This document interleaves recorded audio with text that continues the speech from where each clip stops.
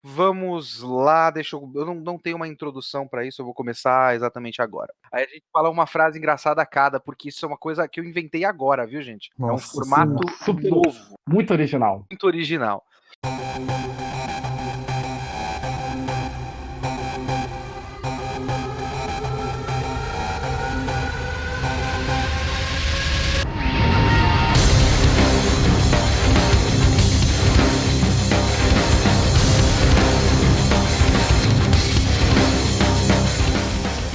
Pois bem, esse é o tal do projeto de podcast do VideoQuest. Ele não tem nome, ele não tem periodicidade, ele não tem formato, eu não faço ideia do que vai acontecer. Mas eu consegui chamar algumas pessoas que estavam online no nosso grupo do Padrim, que são das categorias de R$ 20 para cima, e que podiam comentar as coisas que a gente ia comentar. Algumas pessoas estão apenas participando como ouvintes, como por exemplo o Arthur. Abraço pro Arthur. Dá um oi, Arthur, só pra você falar, ouvir sua voz pras pessoas. Oi. E o Nolf, que tá aqui também, eu não sei se ele vai falar. Nolf, olá, boa noite. Boa noite. Boa noite. Mas os que estão aqui para participar de verdade são o Douglas e o Daniel. Douglas deu um alô pra todo mundo. Alô? Fala aí. E Daniel deu um alô pra todo mundo. Alô pra todo mundo. O Daniel, que inclusive tem um canal de anime chamado YouTuber de Anime, Exatamente. que é um nome também muito criativo. Obrigado. Eu tenho a felicidade de ter sido a pessoa que deu o pontapé inicial nesse nome. Falei, não, cara, tem que ser esse. Foi a mente criativa. Parabéns pra mim, eu acho, talvez. Muito bem. A ideia por trás desse podcast, de certa forma, é a gente comentar os animes da temporada, pelo menos comentar alguns outros que eu não esteja comentando nos vídeos da semana, por exemplo. Diversificar os assuntos, talvez não falar de nenhum anime que saiu na semana e falar de qualquer outra coisa. Mas por hoje, nós vamos comentar duas estreias, por enquanto, a não ser que surjam outras ideias no caminho. A gente vai comentar primeiro tentar entender de certa forma Sarazanmai, que Isso já tá é difícil. exatamente, isso já é uma missão um pouco mais complicada, e depois tentar entender o que aconteceu com One Punch Man. Mas esse é um assunto para a segunda parte do nosso podcast. Vamos começar agora com Sarazanmai. Como esse negócio não tem formato, eu não sei se a gente faz sinopse, mas eu acho que é bom explicar mais ou menos o que caralhos é Sarazanmai, né? Alguém se habilita? Dá pra falar que é um anime que tem basicamente, três personagens principais. Olha só, dá pra começar assim, hein? Começa bem. Sim. E eles viram capas e eles têm que recuperar Shirikodamas. Eu acho que dá pra explicar. O problema são os Shirikodamas. Tem toda a... É um anime muito anal. É uma coisa que a gente tem que já... Lembrando Sim. que os capas são chupakus, né? Lembrando disso. Não, chupacu de Também tem Goianinha. essa coisa maravilhosa. Pois é, porque assim, a gente começa com um moleque principal que tem um nome e eu não vou saber qual é, mas eu suponho que tenha, todas as pessoas têm. E tirando o personagem de Goblin Slayer, todo mundo tem um nome. Ele... Não é só o nome geral. E esse moleque fala que tem 3 regras na vida dele, uma delas é que ele tem que sempre carregar uma caixa, a outra é que ele tem que se comunicar com uma certa pessoa, e a outra é que ele tem que tirar selfies? Alguma coisa assim, né? Sim. Sim. É, E mandar pra essa pessoa. isso. E aí ele tá com a porra da caixa dele, que é uma caixa que faz uma paródia da Amazon. Ele depois corta pra um outro moleque roubando um carro. Aí o moleque rouba carro, encontra o moleque inicial. Eles quebram uma estátua de um capa e são transformados num capa. E aí começa toda uma loucura visual foda de recuperar um ovo que tem que ser extraído do cu das pessoas ou qualquer coisa Que é a do tipo. Shirikodama. São as Shirikodamas. E é uma loucura visual do caralho. E aí dirigido pelo Ikuhara, que é o cara que fez o Tena, que fez uma hora o Penguin Drum. E eu não vi nada disso. Eu sei que ele é uma loucura da porra. E é por aí. Alguém tem algo pra começar a dizer? Porque é muito doido, cara. E eu tive que assistir uma segunda vez pra mais ou menos sacar o que tava acontecendo ali. Eu acho que primeiro a gente tem que falar que é um anime que você tem que ver sem nenhuma limitação na tua cabeça. Se você ficar pensando de cu de homem, cu de pessoa, conseguir ver esse anime. A pessoa tem que estar despida de qualquer preconceito que possa ter.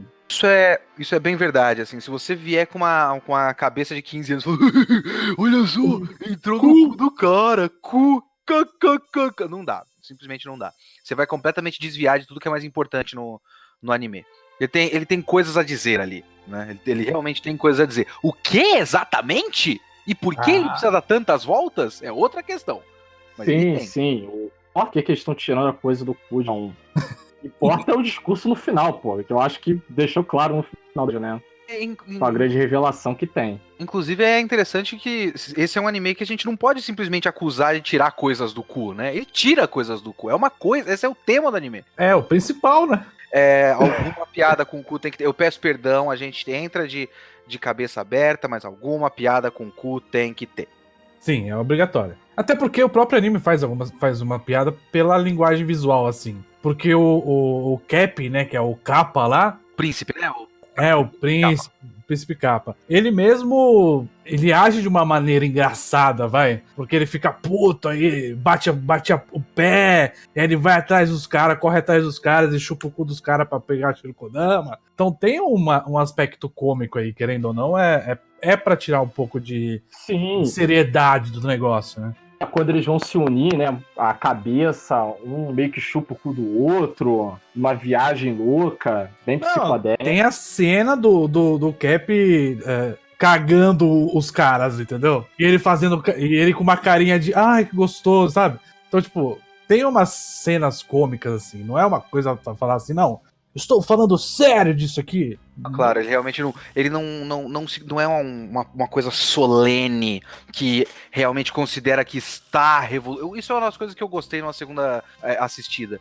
Não é como se ele chegasse colocando a banca de eu tenho algo muito importante a dizer. Isso. Ele realmente tem uns bagulho pra dizer e ele só tá se divertindo muito no caminho, dizendo tudo que ele tem a dizer. E eu acho que dá pra começar por aí, pela parte visual da coisa, que a coisa que eu mais curti nesse anime, assim, ele é visualmente deslumbrante pra mim. Ele realmente, o primeiro episódio, pelo menos, é muito bem animado e tal. Mas o que eu curti foi realmente o ritmo da coisa. E eu não tô falando nem de pacing, de a quantidade de informações, ou do ritmo em que os personagens ou a história se desenvolve, nada disso. Tô realmente falando de ritmo. Do quanto esse episódio é inquieto, né? Rola muito rápido e as coisas vão acontecer. Ele é muito inquieto e ele tem uma energia muito forte. Ele tem uma edição meio... Na primeira metade do episódio, a edição dele é meio fragmentada, né? Uhum. Você tem aquela primeira cena que depois ele acorda na própria cama, e aí acho que acontece as coisas um pouco depois daquilo, e ele acorda na escola, e aí tem vários cortes dele com um moleque que é o ladrão de carro que vai estudar na escola dele, dando sinais de que eles vão virar capas, porque tem a coisa de jogar água na cabeça que tem a ver com o prato na cabeça do capa, e depois comer o pepino e tal. Fazer o judô de capa. Isso. Judô não, é sumô de capa. Sumô de capa, isso. Sumô de capa. Então, e aquilo já é muito engraçado pra mim, porque é tudo fragmentado e tudo muito seco e bobo e esquisito. E uma coisa depois da outra, assim. Mas é fragmentado, assim, pum! Vários soquinhos, assim. Tá. Uhum. Aí depois que eles se transformam, tudo aquilo vira uma grande viagem. E vira tipo uma catarse só, assim. É como se fosse uma enorme catarse de 10 minutos. Que não é 10 minutos porque depois acontece uma queda na atividade da coisa. Mas é uma catarse intensa de muito tempo e muito estendido. Desde ele se transformando nos capas, e aí surge aquele maluco que é o cara com a cabeça de caixa gigante, que eu vou precisar de alguém me explicar um pouco melhor o que é aquilo. Daqui a pouco a gente chega nisso. E isso que eu gostei. Sabe, eu realmente gostei não só do visual, eu nem vou entrar em metáforas visuais, porque isso é realmente um anime de você parar e pausar e ver um frame, pensar, olha só, ele tá mostrando isso agora. Isso é um bagulho. Mas eu gosto da energia, eu gosto do quanto realmente não dá pra você parar de assistir. Ele não te dá uma brecha pra você pensar. Sim. Você precisa estar engajado 100% do tempo. Isso eu acho isso muito legal. Gosto muito. E você tem que sentir a coisa, até como os próprios personagens, né? Não tem motivo do Rei Capa falando, não, porque vocês agora têm essas habilidades X, Y, Z. Não, eles simplesmente fazem. Ele só fala, vocês têm que arrancar a Shirikodama, vão. Ou senão vocês não vão conseguir voltar. Na parte do Sarazanmai, por exemplo, vocês têm que fazer o Sarazanmai. E eles estão fazendo, perguntando. Tá, mas o que é Sarazanmai? E eles vão fazendo e a coisa acontece. Tem muito pouca exposição, né? Realmente. E tem uma outra questão nessa parte aí de eles ele se transformando e tal, que é como ele meio que na primeira parte dá uma enrolada pra transformar os 2 primeiros, e o terceiro meio que ele transforma na lata, assim, ó. Ah, um sapo, pum, transformou. Então, é legal como os primeiros são um misto de a mudança que faz a história mudar do primeiro pro segundo ato, Uhum.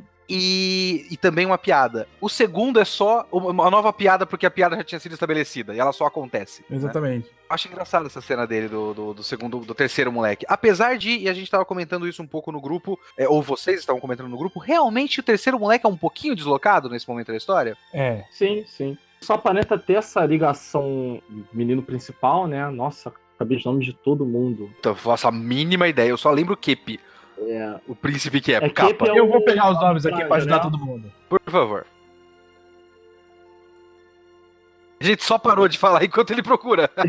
Já achei. Ó, o primeiro que fala das regras dele é o Kazuki. O Enta é um moleque de óculos que tem ele como amigo e joga bola. Isso, joga bola com ele. E o Kuji Toy, que a gente pode chamar só de Kuji, né?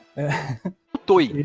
É o Toy. Os primeiros nomes é o Toy, o Kazuki e o Enta, né? É isso aí. O Toy, ele é o rebeldinho. O ladrão emo. O ladrão emo da tentativa de Yakuza. Então, esse Enta é um pouco deslocado na história por enquanto. Ele tem a ligação com o Kazuki, mas até aí também, sei lá, ele não teve momentos. Ele tem um frame só naquela começo com a edição mais entrecortada, que tem um frame com uma pistola. Esse é o Toy. Isso. Que aparece com a pistola e ele aparece sentado no pátio com uma bola de futebol e a roupa do time de futebol. Posso falar desse começo? Por favor. Então, o que deu a entender pra mim é que esse começo, na verdade, é como se ele estivesse no futuro contando do passado. Então, tanto que ele fala assim, eu sei muito bem como é perder conexões, entendeu? Então, tipo, não é antes do que aconteceu no resto do episódio, isso é depois. Entendi. E tem essas cenas justamente quando ele tá falando de perder conexões. Tem frames, literalmente, que é o frame do Enta, olhando pra caixa dele com aquele negócio que tá escrito Missangue, tem uma bolinha. E tem um frame do Toy com dentro de uma caixa, da caixa do Toy tem uma arma, né? E se você olha pra Opening não faz parte do anime, né? Mas se você olha pra Opening... É sinais, né? É um resuminho do conceito, né? Entendeu? Se você olha pra Opening, cada um tem digamos assim, um par, né? Uma pessoa que é uma conexão. Então você tem a apresentação desse episódio de quem é a conexão do Kazuki, que é a menininha que ele tira foto e ele se transveste pra tirar foto pra ela, se passando da Sarah, que é a idol, né? Então, tipo, você tem o Kazuki apresentado nesse episódio. Eu acho que cada episódio, talvez os 3 primeiros, vai apresentar meio que o objetivo de cada um, não sei, mas essa parte introdutória, ela fala basicamente do Kazuki e da conexão dele com os outros garotos que aparentemente ele perdeu. Segredo do Kazuki, né? Exatamente. Então, eu acho que esse episódio foi só do Kazuki. Bem assim. Uma coisa que tem do Enta é que eu não sei se eu tô ligando fatos que não tem ligação de verdade, mas assim, em algum certo momento eu acho que é o Kazuki que abre uma caixa com um bagulho escrito Missanga? Não, é o Enta. É o Enta, né? Ah, tá. Então, porque o Enta abre uma caixa com a miçanga e ele fala o que eu vou fazer com isso. Uhum. Naquela cena da corrida, que é tipo a primeira cena do anime, o Kazuki tá com uma miçanga no pé, que se eu não me engano é azul. Isso. O Enta tá com uma miçanga vermelha. Vermelha. Então, e tem uma codificação vermelho-azul muito forte no anime, né? Tem na estátua do Kappa, tem um lado Isso. que é vermelho, que é outro que é azul. Isso, então, tipo, muitas coisas são codificadas nessa dualidade do vermelho e azul, provavelmente uma simbologia básica de conexão, de 2 lados de uma conexão, né? Mas talvez esse bagulho da miçanga tenha alguma coisa, a miçanga no pé, né? Tenha alguma coisa a ver com a conexão de um com o outro. E aí vai saber como isso vai se desenvolver. Tem uma parte do episódio, né, que é o próprio Enta, né, que antes da caixa do Enta voar, o Enta fala que isso não é dele, isso é do Kazuki. Ou seja, que aquilo é um presente, porque seria, teoricamente, um presente pro Kazuki, né? Agora, uma coisa que eu preciso realmente que provavelmente o Daniel, que é uma máquina, me explique realmente na prática, não só o símbolo, mas o que estava acontecendo ali. Na hora da luta deles, transformados em capa contra o monstro gigante, eu sei que tem um maluco que gostava, que tava numa cena muito rápida, num corte muito rápido Sim, ali. é um frame. É um frame só, que tem um cara na polícia com uma caixa de papelão na cabeça. Isso. Esse é o cara que gostava de roubar caixas e colocar na cabeça e ficar pelado. Eu tô errado? Você está certo. E a luta deles no fim é contra esse cara. É isso? Isso. Então tá bom. E aí eu vou falar coisas que acontecem no final do episódio, depois da ending. E o Douglas acho que até falou sobre isso também. Você tem uma cena que são os dois policiais, certo? E essa cena dos dois policiais são eles com uma arma apontando pra uma pessoa, que a gente não sabe Umas quem coisas meio crípticas, né?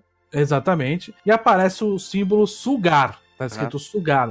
Tem gente que achou que tava em inglês. Não, é sugar de sugar mesmo. De chupar, né? Não é sugar, né? Não é sugar.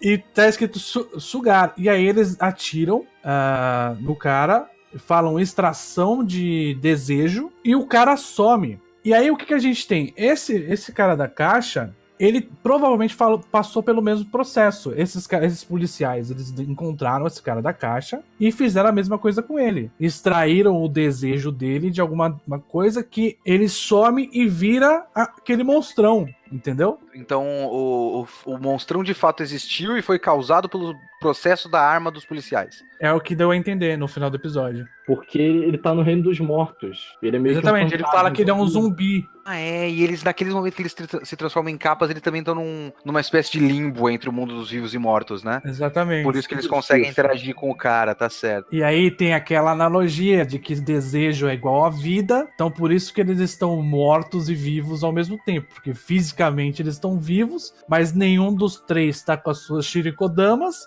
que é o órgão responsável por ter os desejos, né? E como eles não têm os desejos, então eles não estão vivos. Então eles estão vivos e mortos ao mesmo tempo. Nossa. Caramba, né?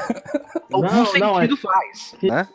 Faz. Agora eu pensei na Shirikodama, eu sei que não tem nada a ver com isso, mas automaticamente veio na minha cabeça. Se quiserem, podem cortar isso que... Pode falar, por favor. Não, é que simplesmente bateu, tipo, o seu órgão do desejo, que é o mesmo que o homem sente o prazer, pode ter algo relacionado a isso. Não sei. Uma coisa meio próstata, meio... Isso. Tá, mas pode ter mulheres, né? Sim. Também pode ter casos com mulheres, e posso estar completamente errado. Não, mas eu entendo talvez alguma coisa meio freudiana de fase anal, qualquer coisa do tipo. Pode ter. Pode Sim, ter algo. É o Ikuhara, gente, é o Ikuhara. Ele vai usar várias fontes diferentes e juntar tudo na mesma coisa. E a gente vai ter que ver esse anime 500 vezes pra tentar entender uma parte. Essa coisa de juntar muitas fontes é só você pegar pelo fato de que duas coisas muito recorrentes nesse anime são capas e o símbolo de Wi-Fi. Agora, da conexão. Que é um símbolo para a conexão entre as pessoas. Quando eles fazem o Sarazanmai, que eles conectam as almas e veem o segredo do... Deixa eu abrir o nome do pessoal de novo, Kazuki, isso. Quando eles veem o segredo do Kazuki, surge o símbolo de Wi-Fi na cabeça deles, né? Uma coisa que eu não entendi de verdade é se existe uma simbologia pro katakana da letra A, mas eu acho que é só uma brincadeira com o nome da cidade, que é tipo Azuma Abaixo, um negócio assim, né? Também não peguei, mas tem o A da Sara Azuma, né? É o nome da idol lá, Azuma Sara. Tem esse A da Sara Azuma, mas eu não vejo A nenhum em mais lugar nenhum, a não ser nessas placas. Então tem as placas, tem o nome da cidade, que é Azuma alguma coisa, Azuma Baixa, Azuma, sei lá. E é isso, assim. O nome da idol é Sara Azuma, então tem alguma coisa a ver com essa Azuma. Tem uma outra coisa. Asakusa. Asakusa. É o nome da cidade. Tem uma coisa que tem muito pouco no episódio, é só literalmente background, assim. E algumas cenas que não deixam claro o que é. A gente tem 2 yokais nesse anime. Tem o yokai, que é a capa, que é o capa, né? E tem a lontra, né? Seria mais uma doninha, que é parente, né? Mas enfim, é tudo parecido. E é a Kamaitachi. E a Kamaitachi tem uma lenda de que, na verdade, são três lontras / durinhas e que cada uma é responsável por uma coisa pra matar, enfim, pra fazer alguma coisa com os seres mortais, entendeu? E aí, o que acontece? Tem essas... os símbolos da Kamaitachi tem no anime inteiro. E na hora que eles se transformam em capas, tem até um background falando assim, ó, do not enter. Aí tem o símbolo do Kamaitachi. É como se a cidade inteira fosse um território dos Kamaitachi. Porque tipo, tirando a praça do Kappa, que é onde eles estão, todo o resto tem esse símbolo do Kamaitachi. Tem uma placa da Kamaitachi, ou então no celular das pessoas, tem lá o símbolo do... Os policiais, no fim, quando eles fazem o bagulho deles, tem aquele tambor que gira e aí vira um símbolo do Kamaitachi com um coração, se eu não me engano. Exatamente isso. No finalzinho, depois dos créditos, tem. E o policial, tipo, a força da lei da cidade, né? Então faz sentido que eles tenham o símbolo da cidade, caso isso se confirme. Exatamente. E aí também reforça a ideia de que aquilo é o território deles, porque se eles são a polícia, né? Então eles representam talvez a cidade, né? Isso que a gente tá falando foram várias dúvidas que eu até queria tirar de funcionamento prático da história. Porque o funcionamento prático da história é muito confuso, porque é tudo muito intenso e tudo muito atropelado, e nada é explicado como a gente falou. O que é legal, inclusive. Que isso é a coisa na prática. Porque o que a história tá tentando dizer é um outro assunto, e pra mim, pelo menos, é a parte que ficou mais ou menos clara, de certa forma, o que ele deve querer abordar. O ponto per se, eu não sei ainda, porque, né, um episódio de 11. Mas o que ele vai começar a falar, acho que já tá mais ou menos deixado claro, que é, primeiro, a caixa como metáfora pro segredo e até para um senso de identidade da pessoa, e o símbolo de Wi-Fi como um símbolo de conexão, e talvez a relação entre uma coisa e outra, que é aquela coisa até meio que... Vou evocar Evangelion aqui. Desculpa, é inevitável. Uma coisa meio dilema do ouriço, sabe? Que quando você se abre, é a única maneira de você se conectar, mas você se machuca. Então o moleque abriu a caixa, abriu o segredo, se conectou de verdade, porque o Sarazanmai é a forma máxima de conexão, porque eles estão 3 pessoas conectadas na alma, e a alma completamente aberta para os outros, mas quando você abre a alma, você abre os seus segredos, e é inevitável as pessoas saberem quem você é de verdade. E aí, a partir daí é que a gente vê como é a relação das pessoas depois que você sabe algo a mais, assim. O moleque do futebol, o Enta, disse que isso não muda nada na amizade deles. A reação do Toei já foi um pouco diferente. E a reação do Kazuki com relação ao Enta foi de se defender e querer se afastar também, né? Sim, porque vem numa... Sim, é porque eu me lembro de uma frase muito boa, faz um diálogo do livro Shogun, do James Clavell, que fala muito sobre a sociedade do Japão feudal, e uma personagem fala para um inglês que o japonês ele tem 3 tipos de estruturas que ele cria para si mesmo, 3 máscaras, né? Uma que ele usa para si mesmo, né? Que ninguém tem esse contato, uma para a família e uma para a sociedade, né? Eu acredito que tá muito nessa questão do... Quando eles fazem o Sarazanmai, as faces que você mostra para a sociedade e para sua família, né? Eles têm que encarar a verdade nua e crua, né? Quem são eles, a eles mesmos. Nenhuma das tais 3 máscaras, né? Claro que isso não tem a ver com o texto, o que o James Clavell falou no Shogun, mas é essa questão do personalidade interna. E como isso pode ser conflituoso quando isso é revelado. Sim, até porque você tem... A questão é que ele não teve... O Kazuki, ele não falou, não passou a informação pra eles de uma maneira, não, eu quero falar sobre o meu segredo pra vocês. Isso foi passado completamente passivamente. Ele meio que foi obrigado a fazer isso devido ao Sarazanmai, né? Então, tipo, quando ele tem esse desejo dele, que é um segredo também, e ele passa as informações pros outros sem querer, e não adianta o outro querer, no caso o Enta, falar pra ele, não, eu te aceito como você é, porque ele não passou o segredo porque ele quis. Então, era uma coisa que ele não queria revelar, né? E ele revelar pra alguém, ele considera um risco, porque meio que se isso vazar, ele vai perder o contato, a conexão que ele tem com a garota. Porque a garota não sabe nada disso, a garota acha que ele é a Sara Azuma lá.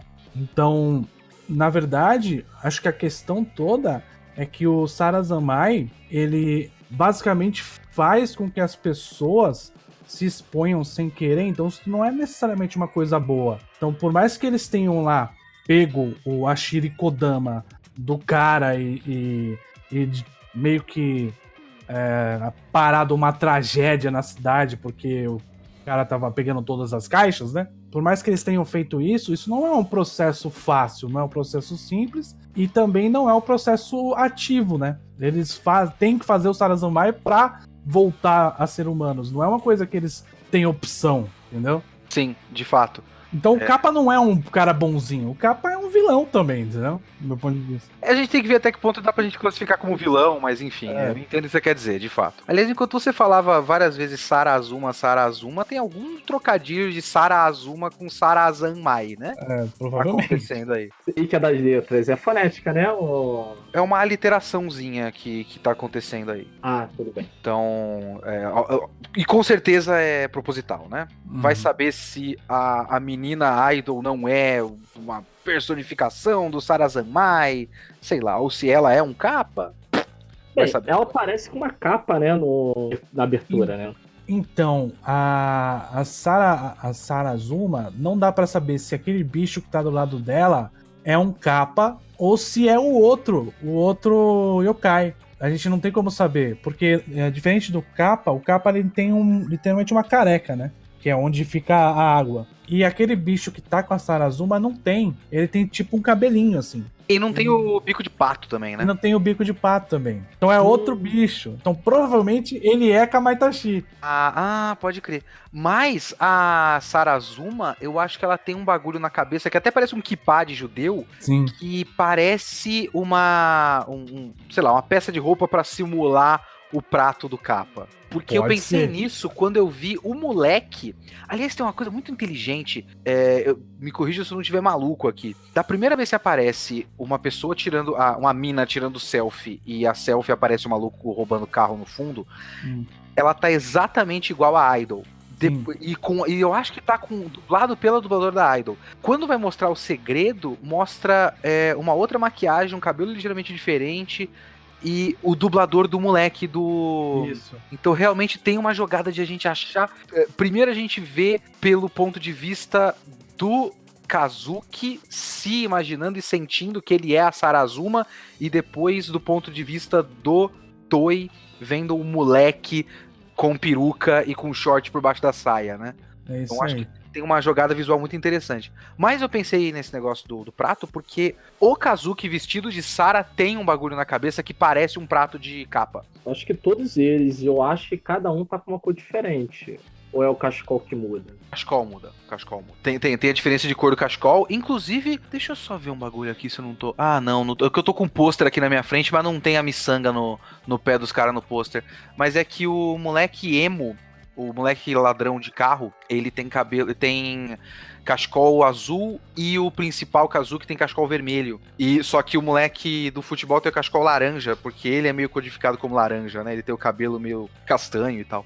Eu pensei que o cachecol desses dois, do Enta e do Kazuki, seria azul e vermelho, porque tem a jogadinha da miçanga, né? No pé, que tem a cor trocada, mas nada a ver. Enfim, eu acho que a gente já falou bastante de Sarazanmai. Acho que a gente...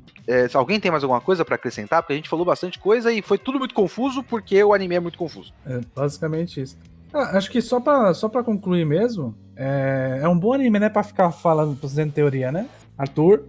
Kitsune, eu só queria saber se tu teve dificuldade com obras anteriores dele. Então, eu só vi o primeiro episódio de Mawaro Penguin Drum. E eu lembro... Nossa, eu não consegui falar Penguin Drum direito. Penguin Drum. E eu só lembro de ter visto o primeiro e achado, caralho, isso é meio estranho, né? Eu vejo depois. E nunca mais tocado. Então eu não tenho experiência com Ikuhara, sabe? Essa é a primeira vez que eu vou tentar ver. Você não viu Sailor Moon? Eu vi na TV. Será que não foi por causa disso que tu não deve ter, digamos, entrado tanto pra início, quando você assistiu? Cara, é que eu tenho... Aí a gente vai ter que começar numa sessão de terapia em grupo. Não sei se vocês querem isso agora. Mas eu tenho um bagulho que às vezes eu coloco na minha cabeça que eu não vou entender. E eu coloco na minha cabeça que é assim... Isso é importante, isso é bom, isso é difícil. É meu dever entender absolutamente tudo de primeira e explicar pras pessoas. E se eu não consigo, eu fico maluco. Eu fico, bom, é isso então eu vou acabar com o canal, eu não tenho por que continuar. É um bagulho meu, isso é uma coisa séria minha, assim. Isso aconteceu com o Sarazanmai. Assim que eu tava, tipo, empolgado pro Sarazanmai. Caralho, olha só, uma coisa diferente. É também porque eu não vou dizer que eu entendo tudo que ele faz nos animes que eu assisti dele, porque eu realmente tem bastante coisa que eu não entendo. Mas eu consegui pegar a mensagem final, digamos assim. Toda vez que ele anunciou um anime novo, eu não vou sair pensando, eu vou entender tudo. Não, eu já saio pensando, eu não vou entender algumas coisas, eu sei, mas se a mensagem final foi entendida, então vai me estar ok. Então, na segunda vez que eu assisti o episódio, de fato, eu consegui pegar um geralzão, assim. Mas, de início, quando eu vi o comentário do pessoal, e o pessoal, tipo, falando várias coisas, tendo várias exemplos, eu falei, bom, eu não vou saber essas coisas, eu devia ter falado, eu não falei, eu não sei, eu não sirvo, acabou o canal. Aliás, Kitsune, aproveitando esse assunto que você tá falando sobre entender o episódio, a gente, porque assim, o anime é feito pra japonês, né? O dublador é japonês. Então o japonês tá ouvindo e vendo o vídeo, né? E, tipo, não tem a legenda pra atrapalhar, digamos assim, a experiência. Eu acho que a gente, como a gente lê a legenda, a gente não presta muita atenção numa primeira vez. Porque a gente presta muito mais atenção em entender o texto que tá sendo mostrado do que ver o anime propriamente dito. E aí, numa segunda vez, quando a gente já tem uma ideia do que o texto tá falando, aí a gente começa a prestar mais atenção no anime. Por isso que eu acho que é muito difícil a gente entender qualquer anime, assim, que tem uma mensagem um pouco mais, assim, subjetiva, digamos assim. Eu acho mais difícil a gente entender do que o cara que tá vendo, entendendo a linguagem toda que tá ali. Normalmente eu discordaria, porque eu não sou dessas pessoas que usam legenda como desculpa. Eu não tô dizendo que você tá fazendo isso, mas eu não gosto de usar a legenda como desculpa. No caso do Sarazanmai, é um bagulho que tá dizendo uma coisa com o texto e outra coisa com a imagem, e uma terceira coisa com a imagem de fundo. Exatamente. Então realmente é um bagulho que, se você conhece, e talvez tenha, como, por exemplo, a gente tá fazendo aqui a suposição de que tenha uma aliteração proposital pra Sarazuma, Sarazanmai. Isso deve acontecer o tempo todo. Esse é o tipo de coisa que a gente perde na língua e não tem muito como recuperar. E o ritmo do anime é muito rápido. Então, se Sim. fosse do meu ponto de vista, assim, o Sarazanmai não para um segundo. Não para um segundo de passar a informação, seja na tela, seja na legenda. Tem a música. A música, você tem a legenda da música e você tem que entender o que tá ali. É muita coisa ao mesmo tempo que você precisa compreender. É verdade, tem um número musical no meio de Sarazanmai. Exatamente. É maravilhoso. E ele Maravilhoso. é texto, áudio e visual. Muita coisa. Sim. E aquele é um daqueles momentos que eu falei que é uma catarse intensa, assim, porque é muita coisa. E ele é muito intenso, ele é muito agitado. E tem a música, e tem o movimento. E tem um momento que eu só preciso falar que eu acho maravilhoso, quando eles estão. Quando eles batem o pé no chão e tem aquela água rebatendo no pé deles no começo da música, Sim. assim. É muito gostoso de assistir, e é muita coisa, e você não vai pegar tudo, e não tem jeito. E eu achei que eu tinha que pegar, e eu não peguei da primeira, falei, bom, já era.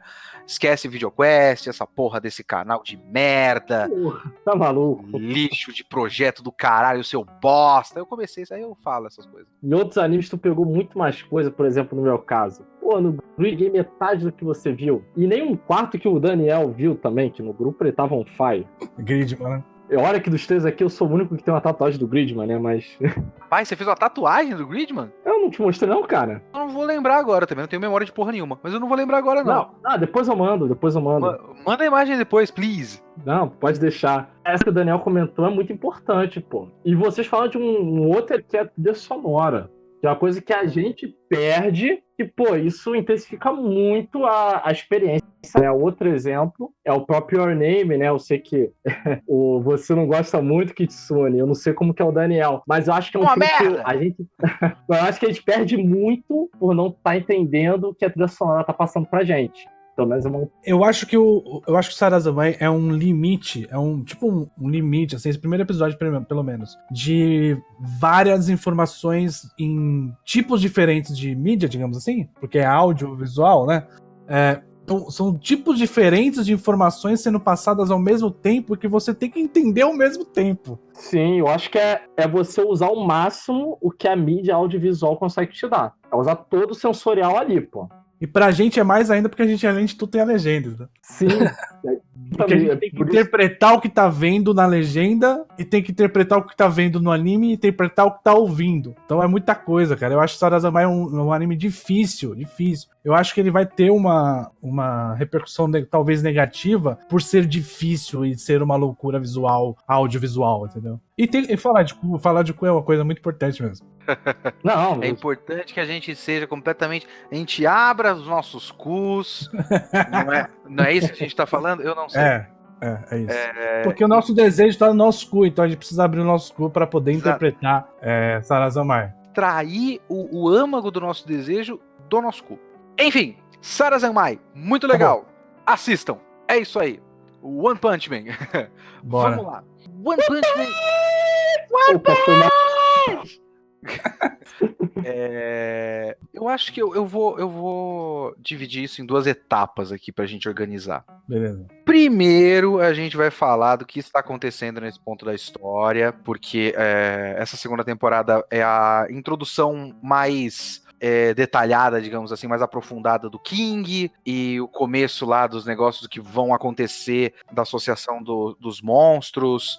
E o Garou, o torneio, o Garou. Então, coisas estão sendo preparadas para acontecer. Coisas aconteceram no episódio. Então, a gente pode comentar isso antes. Depois a gente entra no que a gente acha como está essa temporada, como tá a produção desse primeiro episódio. Vamos deixar a polêmica para o fim. Vamos obrigar vocês que estão ouvindo esse negócio a ouvir até o fim. Boa. Não vai ter marcação de tempo aqui. Muito bem. Porque o pessoal tá louco pra gente meter o Mario na produção, né? Sim, esse é o bagulho. O pessoal viu o trailer, de fato, o trailer tava um desastre total. Muito pior do que o primeiro episódio, inclusive. Muito pior. Olha o spoiler, Daniel. É o hype reverso. É o hype reverso. Você mostra que tá horrível, e aí você mostra que tá mais ou menos, aí... Bom, depois a gente fala disso. Só pra dar um comentário, isso é o que eu faço quando as pessoas perguntam pra mim no que eu sou formado, sabia? Porque eu sou formado em letras, e eu sou formado pela USP, e eu faço nessa ordem. Porque o que você estudou na faculdade? Eu falei, eu fiz letras. Letras. Onde? Na USP. A USP! É uma curva pra cima, entendeu? Boa estratégia. Porque se eu falo, eu fiz USP. Nossa, você estudou na USP e o quê? Letras. Tá. Letras. Tá bom. É a minha tática. É a tática Leonardo Kitsune para a fraude acadêmica aplicada à animação japonesa. Vamos falar de One Punch Man. Muito bem. Agora começou com o negócio do King. Esse episódio foi o episódio do King, basicamente. E mais um monte de introduções. Opiniões, o que vocês acham? Eu vou passar a palavra para vocês, ou pro Douglas, ou pro Daniel. Manda ver, Douglas. Fala, Douglas. Primeiro que eu já acho o King um personagem puta interessante. O conceito é maravilhoso, né? Porque é uma quebra de expectativa inacreditável, né? Você tem toda a conta dele, né? Eu posso estar me atropelando com algumas coisas com o mangá, né? Acho que eu tenho a imagem do mangá mais viva ainda na minha cabeça. Dessa parada, mas é foda, né? O Murata, ele é um cara inacreditável no que ele tá fazendo no One Punch Man, né? Eu nem acho os outros trabalhos dele tão bons quanto ele tá fazendo no One Punch Man. Então, acho que é uma obra muito expressiva visualmente, né? E talvez por isso que a animação da Madhouse tenha impactado tanto, né? Mas tá pra o que importa, que é o roteiro. Porra, toda essa coisa do King, ele ser o herói mais forte do mundo, né? Nossa, e quando você vê que ele só existe nessa fama porque ele pega os feitos de Saitama sem querer... Porque, coincidentemente... Ele é o Saitama reverso, né? É isso que eu ia falar. Isso. Vocês resumiram bem. Ele é... Tudo que o Saitama faz, só que, tipo, como o Saitama é um cara que é tão low profile, tão desinteressante visualmente também, porque o King é muito maneiro, pô. É um cara que ele tem meio que uma cara de vilão, ele é desenhado como se fosse, pô, aquela cara mais fina, nariz mais alongado... cicatriz no rosto. O Rugal de King of Fighters. Então, eu ia falar que ele é um personagem de Hokuto no Ken.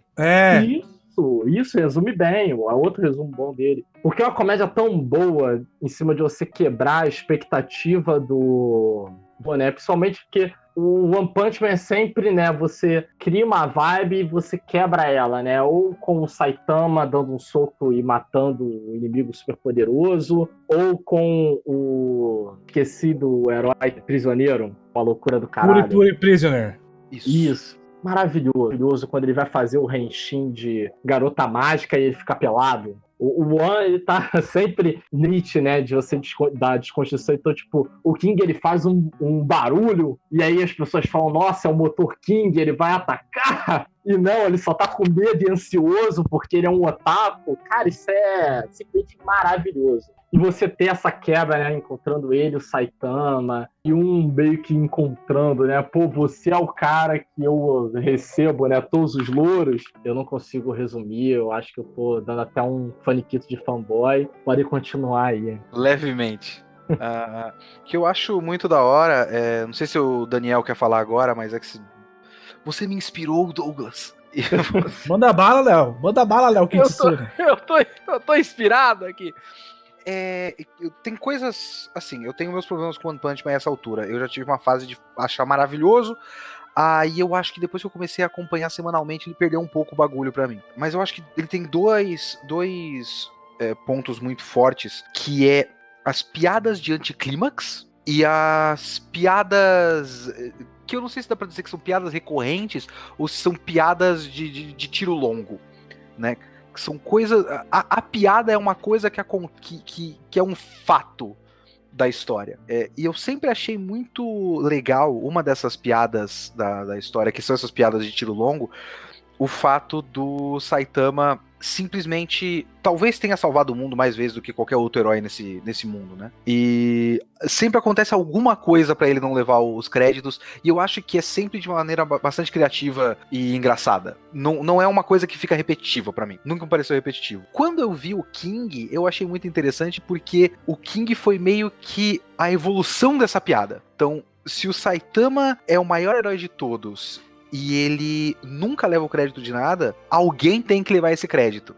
Eu não tinha pensado nisso enquanto eu lia, sabe? Eu pensei que só ninguém leva crédito, fica por isso mesmo, e a gente não sabe qual é o próximo passo depois disso. Mas não, ele pegou esse bagulho e evoluiu para um próximo passo, que é a consequência disso é que tem um outro cara sofrendo do outro lado. E é o cara mais covarde do mundo. E é tipo, o Saitama tem uns momentos onde ele fica sem vontade de continuar, não tem? Ou eu tô maluco? Tem vários. Tem vários, Sim, não é? sim, ele... Então tem esse paralelo também, porque eu acho que esse episódio da segunda temporada começa, se eu não tô maluco, com a voz de alguém falando, que é o King, se eu não me engano, falando: eu quero muito parar de ser herói. Sim. Então tem esse paralelo entre os dois, e tipo, os dois são muito interligados, os dois são muito opostos, mas no fim das contas a consequência é mais ou menos a mesma. Os caras acabaram entrando nesse mundo e eu não sei se eu quero continuar com essa porra.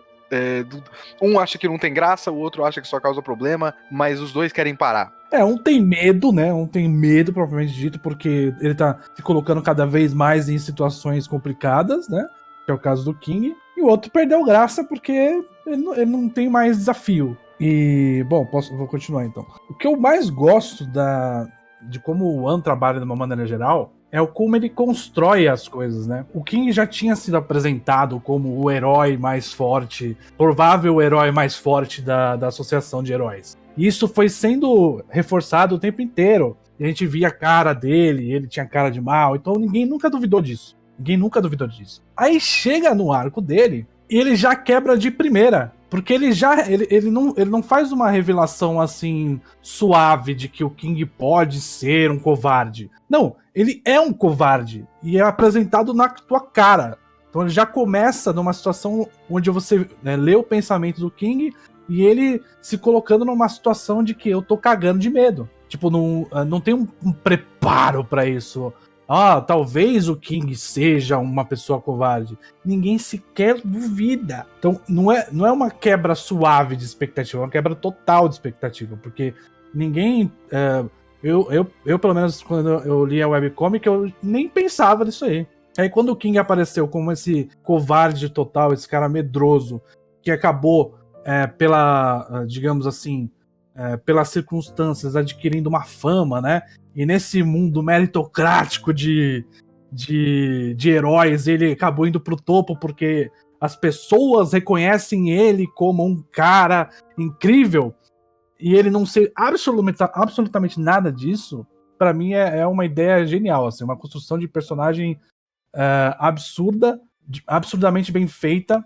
e que ele continua depois fazendo isso, repetindo essa piada, digamos assim, e aí chega no ápice onde ele encontra com o Saitama, e o Saitama pra mim é como se fosse o One falando o que ele quer, sabe? Porque o Saitama dá umas liçõezinhas de moral. Então o Saitama pergunta, mas você não é o herói mais forte? Você vai continuar mentindo? Ele faz perguntas pro King e o King pensa sobre o que ele tá fazendo, né? Mas ao mesmo tempo o Saitama aceita o King como ele é, porque entende a situação dele, que ele é o cara mais covarde do mundo, e que ele não vai meio que aceitar se quer falar a verdade, porque falar a verdade pra ele deve ser algo absurdo, né? Porque ele é covarde, afinal de contas. Não só covarde, né? Mas ele também acaba sendo um estereótipo do otaku, né? Ele é o otaku que joga videogame, jogo de luta, jogo de encontro e é totalmente recluso, né? Sim, esse jogo de idol também, né? Sim. Ele fala assim, o King, ele aborda vários temas, né? Ele aborda a questão de uma pessoa que subiu na sociedade sem ter feito nenhum. Ele aborda a questão de uma pessoa que pode ter aceitação social sem necessariamente ser alguma coisa de fato. Ele é só uma ilusão das pessoas. O King é uma ilusão social, né? Eu acho que se comunica um pouquinho com o Mob Psycho. O Mob Psycho tem um pouco dessa coisa até que a gente tava falando mais ou menos de Sarazanmai, né? Da questão das máscaras e da imagem externa que a gente cria pra nós mesmos e tal. O quanto o Saitama, ele passa por uma série de situações em que as pessoas simplesmente não supõem que ele pode ser o herói, porque olha pra cara dele. Exatamente. Ele não tem como ser o cara mais foda do mundo, porque olha esse uniforme bosta, careca, sem graça e tudo mais. O King tem a presença. O King é... E aí quando você vê aquele momento que surge o monstro... O monstro? Acho que é um monstro. A Ávila, né? E aí o monstro percebe que é o King e ninguém deixa ele se explicar. Porque já tá decidido como consenso social de que esse cara é um herói. E ele tem cara de herói, ele tem a presença lá, ó, o motor King, que não é nada do que as pessoas pensam e tal. Então, ele meio que tenta um início de, não, mas na verdade, e todo mundo, King, muito bem! E o próprio monstro, não, desculpa, eu vou embora e tal. Então, a situação toda transcorre porque a sociedade e as pessoas se organizam pra fazer com que aquilo seja aquilo, porque todos decidiram que aquilo é aquilo, sabe?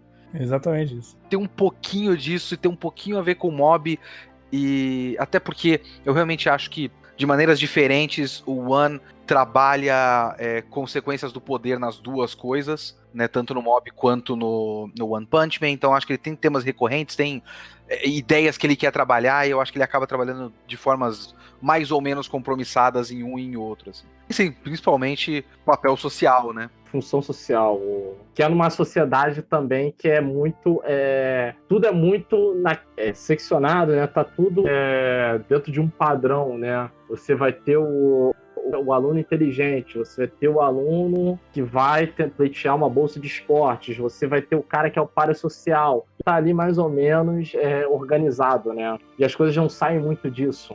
Eu acho uma outra coisa que o One Punch Man faz, que fica muito claro na parte do King, é o quanto essa sociedade que eles estão agora, ela completamente aceita, né, todas as informações que a sociedade dos heróis passa.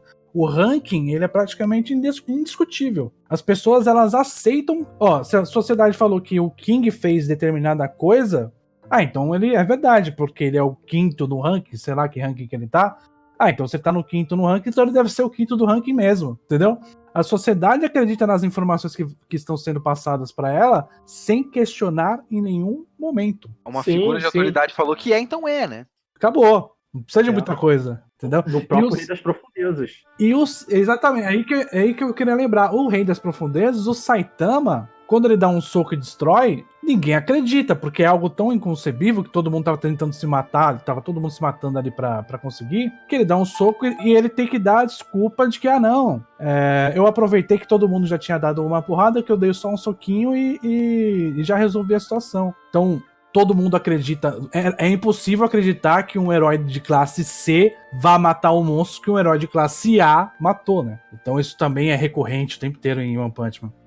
Agora, saindo do King, que eu acho que tudo isso é muito interessante, eu acho que resolve-se a situação King e depois passa pra reunião, né? Nesse episódio. Sim, a reunião do que tá lá o cara, o Speed lá. Isso. Speed of Sound Sonic, né? Um negócio assim. Foi doido. Então, isso é interessante porque aí eu vou começar a entrar em questões mais estéticas e questões de direção do episódio, porque eu entendi o que o episódio quis fazer, estruturalmente falando. Ele apresentou um novo personagem porque ele vai ter essa nova dinâmica com o King. Porque, se eu não me engano, a partir daí rola aquele momento dos caras irem toda hora jogar videogame com o King. Tem várias reuniões de tipo, o Fang junto com o King e o Saitama e a menina que eu esqueci o nome, Blizzard? É o nome dela? Caramba. Não é Tatsumaki, não, é a irmã dela. Então, a irmã da Tatsumaki, eu esqueci o nome da irmã dela. Caramba, então, vai começar essa dinâmica. O Arthur vai escrever agora. Arthur, 1, 2, 3, Enter. Estamos aqui todos aflitos. Eu quero que ele fique com vergonha. Exército de robôs agora. Porra, não era isso que eu queria, Arthur? Eu queria outra informação, Arthur. Enfim. O nome da menina, pô. Fubuki. Obrigado.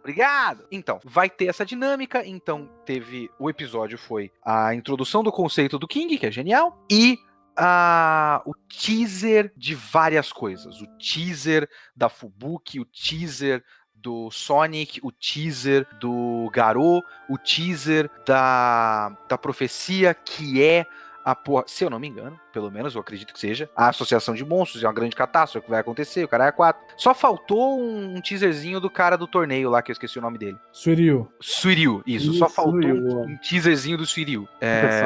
Eu entendi o que a série quis fazer, e de certa forma quase funciona pra mim, e tem um momento que eu acho que funciona como direção e edição, que é um momento que depois do Sonic sair da reunião, corta pra Fubuki num beco ali, embaixo do viaduto, sei lá, e aí os dois acho que se cruzam numa ponte, se eu não tô maluco, ou qualquer coisa parecida com isso, e aí rola um momento em que a tela divide e fica só os dois falando, vou te encontrar, Saitama! E aí dessa tela dividida com os dois, corta pra tela dividida com o Saitama e o King jogando videogame que nem dois idiotas.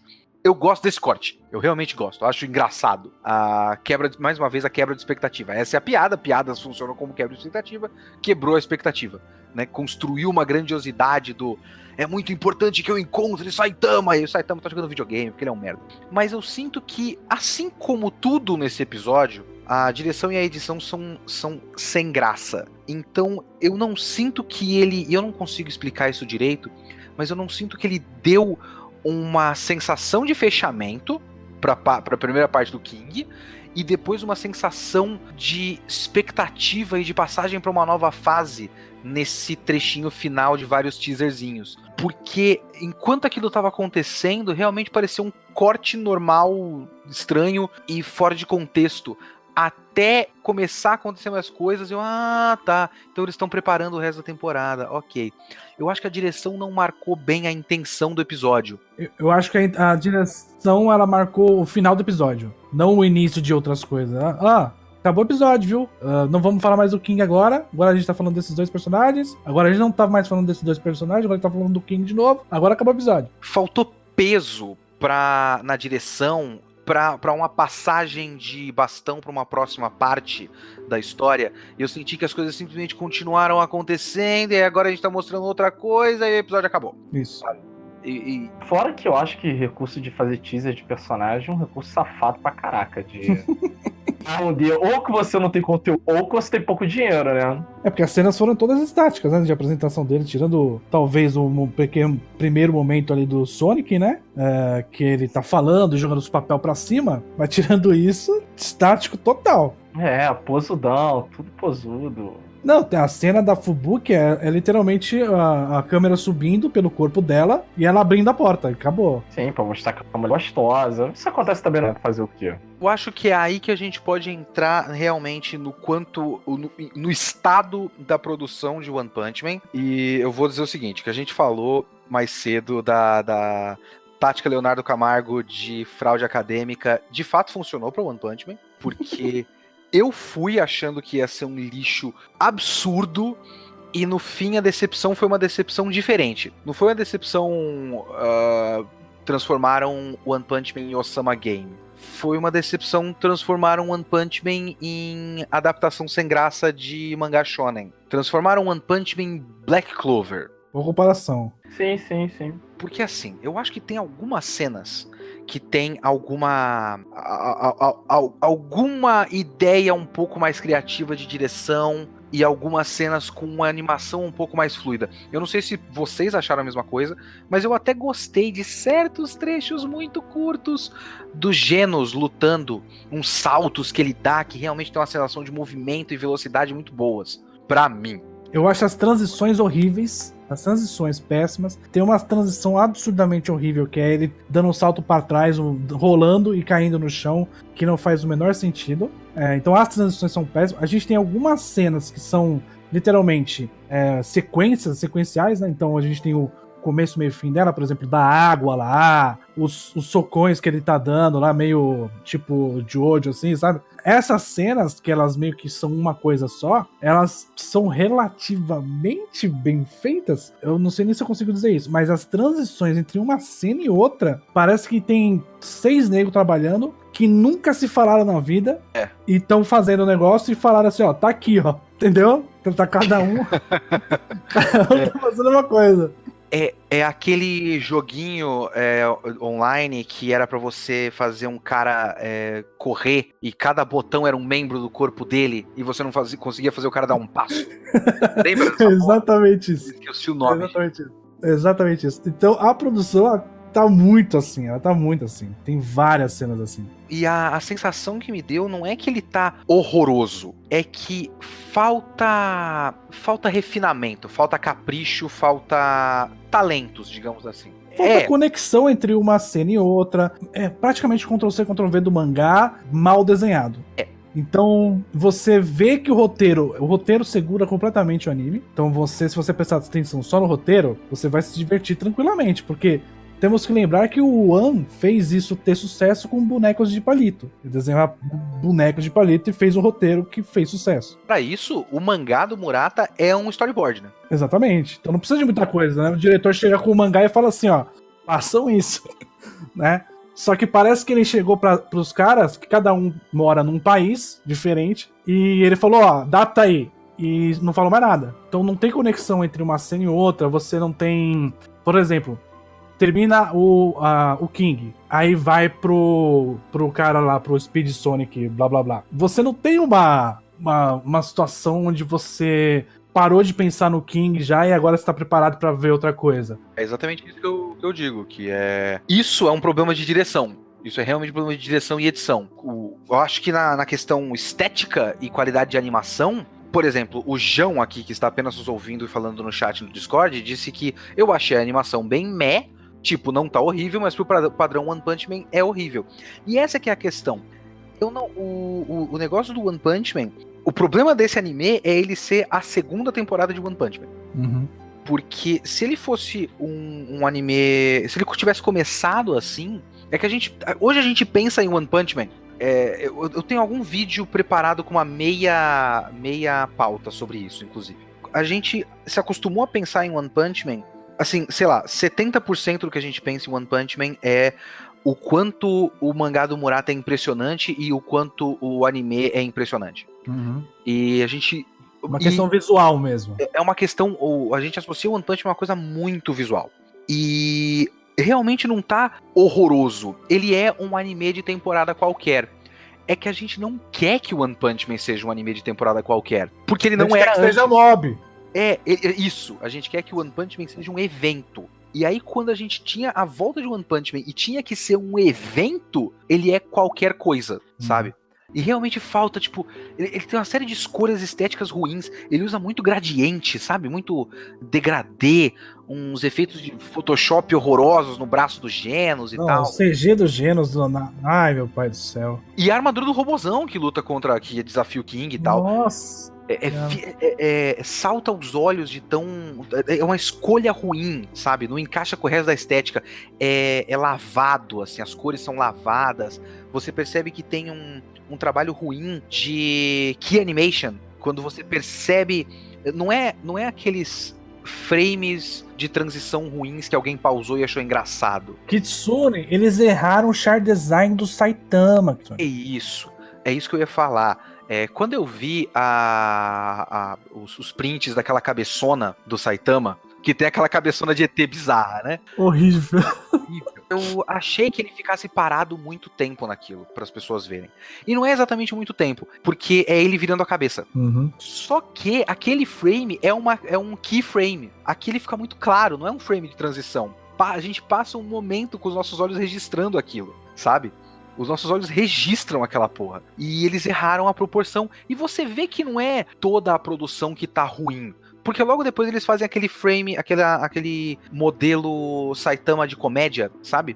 Sim. Que é mais redondinho, com a linha mais grossa e tal. E você vê que aquilo eles acertaram. Então, sei lá, se não é como o Daniel falou, uma questão de falta de comunicação de equipe, ou o cara que foi fazer aquele que animation é um cara inexperiente, mas eles estavam sem tempo de refinar, então, bom, a gente já fez esse, ninguém vai reparar, vambora. Sabe? Realmente parece uma coisa de desorganização. Eu acho que confio muito no. Eu acho que o anime confia muito no roteiro. Pelo menos o trailer baixou um pouco a nossa expectativa. Mas o negócio. Eu acho que ele não foi nem adiado porque eles estavam fazendo e refinando. Ele foi adiado e ele não estava sendo feito no processo que foi adiado, né? Não é tipo. A gente tá fazendo aqui, não tá bom, me dá mais uma temporada que eu faço. Acho que o maior indício de que a direção, ela tá rushada, digamos assim, ela não tá muito aprimorada, é que se você pegar o mangá e você pegar o anime, até os ângulos são muito parecidos. Você não tem uma mudança absurda de visual, né? É como se, literalmente, o diretor não tivesse tido tempo para fazer um storyboard onde ele possa pegar novos ângulos, acrescentar itens, porque na primeira temporada teve muito acréscimo de coisas. Eu vou dar um exemplo. Teve o Gildan Gun Shop lá, o ETzão, que teve acréscimo de informação sobre ele. Nessa temporada, não tem nada. É a diferença de um projeto mais ou menos, digamos assim, usando a palavra com muita gentileza, né, autoral, para um projeto por encomenda. Exatamente. É apenas um anime por encomenda. Tipo, os caras deram esse trampo pra gente, a gente vai pegar um mangá, a gente vai pegar os quadros do mangá, vai transpor pra animação, fazer quadros entre um e outro, e é isso. É o que a gente dá pra fazer. E vamos lá. Vamos usar quem a gente tem aqui no nosso estúdio, e se não der tempo, a gente contrata o estúdio do lado. O Titanic. Vocês assistiram o Shirobako? Assisti Shirobako. Então, no Shirobako tem o estúdio Titanic, que é o estúdio meio merda. Se eu não me engano é isso, é o estúdio meio merda que os caras... Cara, não tem jeito, a gente tem que contratar o Titanic. Os caras que fazem todas as merdas apressadas quando eles precisam. Aí não tem banco, aí não tem internet pra passar arquivo, acontece uma pá de merda. Isso. Então, os caras às vezes chamavam o Titanic, ou o próprio estúdio era o estúdio Titanic fazendo. Então, o foda é isso. O foda é que é meio... Ele é sem gração, sabe? Não, é o básico do básico. Entrega aí. Eu não acho que tá tosco, horrível, mas ele tá tipo... então tá, né? Tá bom. É que é um momento da história do One Punch Man que, se fosse com uma produção... assim, impressionante como foi a primeira temporada, e você coloca ele na Netflix como foi a primeira temporada, ia continuar fazendo com que o One Punch Man fosse um fenômeno mundial. Eu temo, e eu vou usar essa palavra muito exageradamente, porque, né, eu não vou ganhar dinheiro nenhum com isso. Apesar de One Punch Man ser um mangá publicado pela Panini, que paga o meu salário. Mas eu temo que One Punch Man... que essa temporada meio que mate o One Punch Man. Talvez eu esteja exagerando. Que vai matar por causa do roteiro. Continua sendo um momento muito legal, né? Entendeu? O One criou uma história tão fechadinha, digamos assim. Ele criou uma história tão fechadinha. E lembrando também que a parte que está sendo adaptada, é uma parte que o One criou para o mangá, porque o torneio não tem na webcomic. Esse torneio todo foi pensado para o mangá. Não, talvez, isso é uma suposição, né? Talvez eles também não deem tanto valor, isso eu tô falando do Japão e os caras estão produzindo. Talvez eles não deem tanto valor porque isso veio meio que depois, entendeu? Não é a obra original do One, o storyboard que ele fez lá com o Saitama, que fez sucesso, e aí virou um mangá, e aí virou uma coisa excepcional. Eu acho que também pode ter a ver com isso, né?